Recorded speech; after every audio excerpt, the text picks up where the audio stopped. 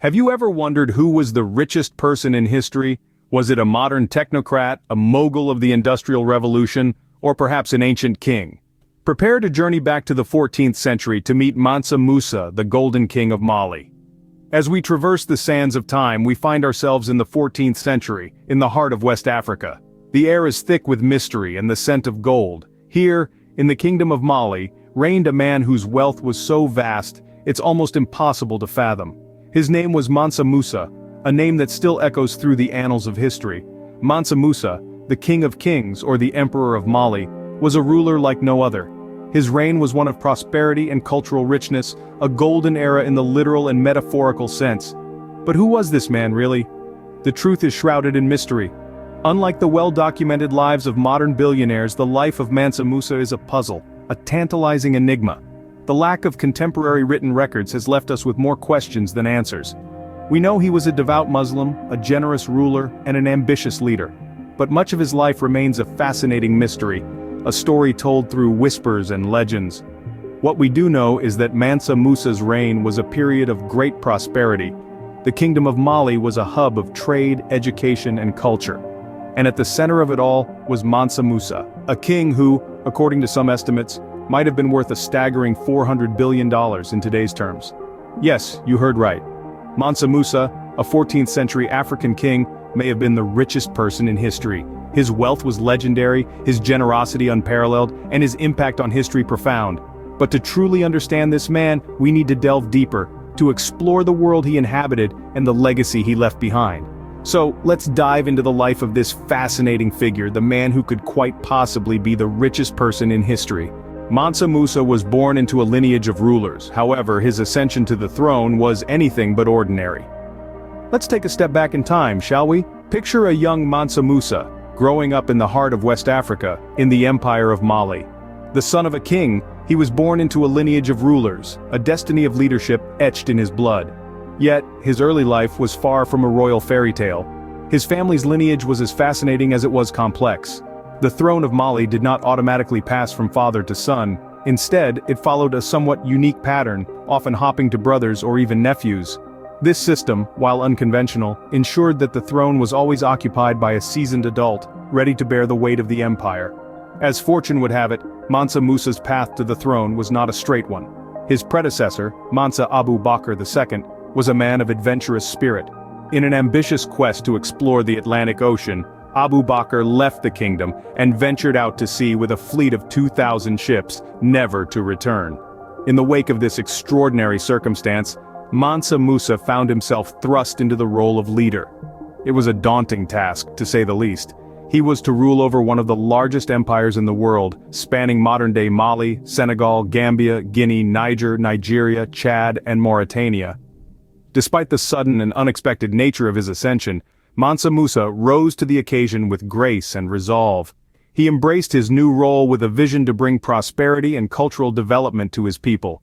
His leadership style was marked by a deep respect for learning, a commitment to justice, and an unwavering faith in his religion. And thus, Mansa Musa began his reign, which would lead to an era of unprecedented prosperity and cultural development. With Mansa Musa on the throne, Mali began to flourish, its wealth and influence expanding at an extraordinary rate.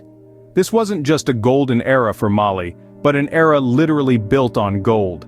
Mali was teeming with vast gold reserves, and Mansa Musa, being the savvy ruler that he was, knew just how to exploit this wealth for the prosperity of his kingdom. Under Mansa Musa, Mali's gold was not merely a symbol of opulence but a tool for development.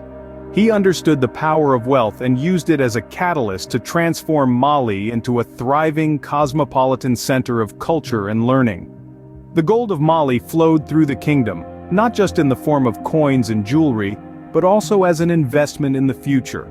Mansa Musa used this golden opportunity to build architectural marvels, libraries, and universities. His wealth was not hoarded but spent on his people, creating a society that was rich not only in gold, but in knowledge and culture. Mansa Musa's rule was a golden age in every sense of the word. His kingdom became a magnet for scholars, artists, and traders, all drawn by the promise of Mali's wealth. But it wasn't just the allure of gold that attracted them.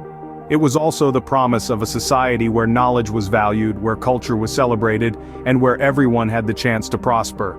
Mansa Musa's reign wasn't just about wealth, it was about using that wealth wisely. He didn't just want to be rich, he wanted his kingdom to be rich in every way possible. And in doing so, he created a legacy that still shines brightly today. This was a time when Mali was a beacon of prosperity, a powerhouse of culture and learning, and a shining example of how wealth, when used wisely, can create a society that thrives in every way. No wonder then, that under Mansa Musa, Mali had become a beacon of wealth and culture in Africa. In 1324, Mansa Musa embarked on a journey that would etch his name into the annals of history. This journey wasn't just any expedition, it was a pilgrimage, a sacred journey to the city of Mecca, as required by his Islamic faith. Mansa Musa's pilgrimage wasn't a humble affair, it was an extravagant spectacle that showcased the immense wealth of the Malian kingdom. Imagine a procession of 60,000 men all dressed in fine Persian silk. There were camels carrying bags of gold dust, each bag weighing more than 100 pounds. There were heralds, dressed in silks of yellow and gold, carrying staffs adorned with golden orbs. This was a display of wealth and power that the world had never seen before. As Mansa Musa and his entourage passed through Cairo, the effects of their spending were felt immediately. They distributed gold to the poor, bought souvenirs, and gave generous gifts to the Sultan. The amount of gold he spent was so vast that it caused a sudden inflation in the local economy. For a decade following Mansa Musa's visit, the region struggled to recover from the disruptive effects of the gold influx. But Mansa Musa's journey was more than just a show of wealth, it was an assertion of Mali's power and significance in the world. As he moved from region to region, Mansa Musa spread the influence of Mali far beyond its borders. Scholars, artists, and architects were drawn to Mali, attracted by the tales of its wealth and the benevolent rule of its king. The pilgrimage of Mansa Musa wasn't just a journey, it was a statement. It was a declaration to the world that Mali wasn't just a kingdom in West Africa. It was a world power, a center of wealth and culture that could match any kingdom in Europe or Asia. The tales of Mansa Musa's wealth spread far and wide, placing Mali firmly on the world map. And so, the legend of the richest man in history was born, a legend that endures to this day. Mansa Musa's pilgrimage was not just a religious journey but also a cultural mission, an enlightening statement that perfectly encapsulates the 5th chapter of our tale. As Mansa Musa returned from his legendary pilgrimage, he brought with him not only gold and riches but also a thirst for knowledge and cultural enlightenment. This was a man who saw the value in intellectual wealth just as much as he did in material wealth. Picture this, under Musa's reign, the city of Timbuktu transformed from a modest trading post into a vibrant cultural and educational hub. He commissioned the construction of grand mosques and universities, the most notable being the Jinguereber Mosque and the University of Sankore. These institutions were not just architectural marvels but they became nurturing grounds for Islamic and African arts and sciences. They drew scholars from far and wide, turning Timbuktu into a beacon of knowledge in the medieval world. But the cultural renaissance under Mansa Musa extended far beyond architecture and education. He fostered the growth of literature, music, and the visual arts. Manuscripts were written, songs were composed, and vivid artworks were created, all under the patronage of Mansa Musa. These cultural artifacts became the threads that wove together the rich tapestry of Mali's cultural identity. Yet, the cultural mission of Mansa Musa was not just about creation, but also preservation. He understood the importance of safeguarding his empire's cultural heritage. Under his reign, efforts were made to document and preserve Mali's oral histories, traditions, and customs. This ensured that the cultural legacy of Mali would endure long after his reign. And so, the reign of Mansa Musa was not just a golden age in terms of wealth, but it was also a golden age of culture and knowledge. It was a time when Mali stood at the crossroads of African and Islamic cultures, absorbing and contributing to both, thereby enriching itself and the world. Mansa Musa's reign had ignited a cultural renaissance within Mali. A renaissance that still resonates today, a testament to the enduring legacy of this great African ruler. Mansa Musa passed away in 1337, but his impact was far from over. Even after his death, the prosperity and cultural vibrancy that Mansa Musa had brought to Mali continued to flourish. His meticulously crafted economic policies had created a robust and resilient economy, which continued to thrive for years.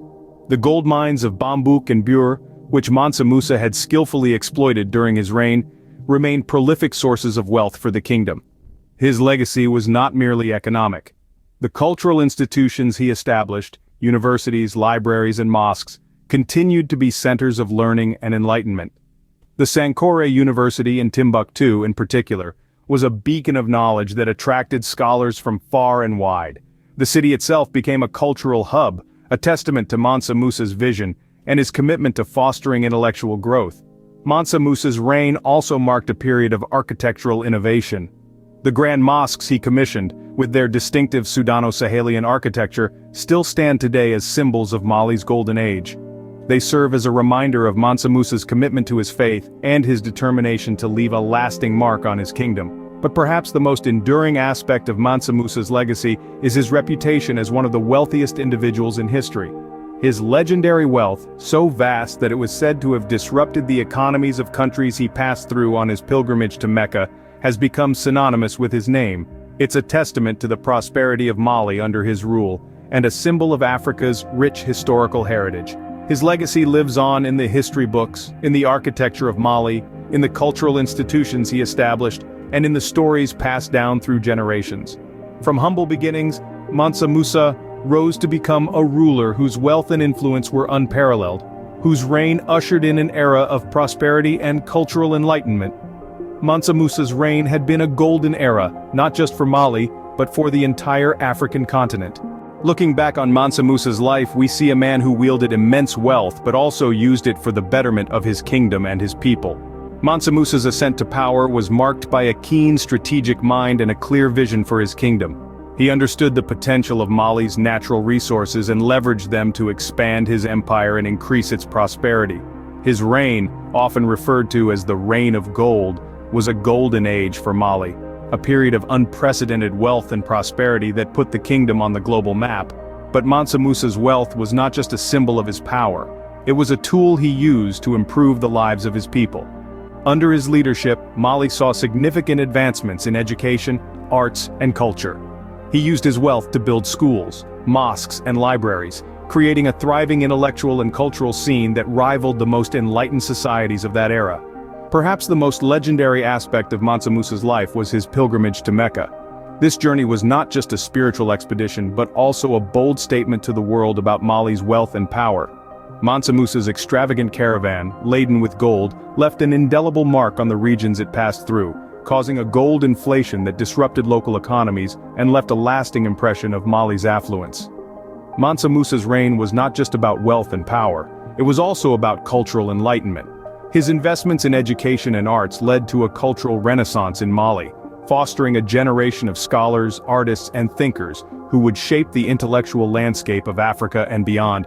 In the grand tapestry of history, Mansa Musa stands out as a golden thread, a testament to the rich and diverse heritage of Africa. His story is a reminder that wealth and power, when used judiciously, can foster a society's growth and prosperity, and leave a lasting legacy that resonates through the ages. From the sands of Mali to the screens of your devices, we've journeyed through the life of Mansa Musa, the Golden King of Mali. We've traced the rise of this intriguing figure, from his ascension to the throne to his legendary pilgrimage. We've delved into his reign of gold, a time when Mali was the epicenter of global trade and learning. We've explored the cultural renaissance his rule brought forth, leaving an indelible mark on the annals of history. But our journey does not end here. The annals of history are rich with tales of leaders who've shaped the world in ways unimaginable. In our upcoming episodes, we'll be unveiling these historical leaders, from emperors to explorers, visionaries to revolutionaries. So, stay tuned as we continue our journey through time, exploring the lives of those who've left an indelible mark on our world. This is Historical Leaders Unveiled, signing off. Remember, history is not just about the past, it's about understanding our present and shaping our future.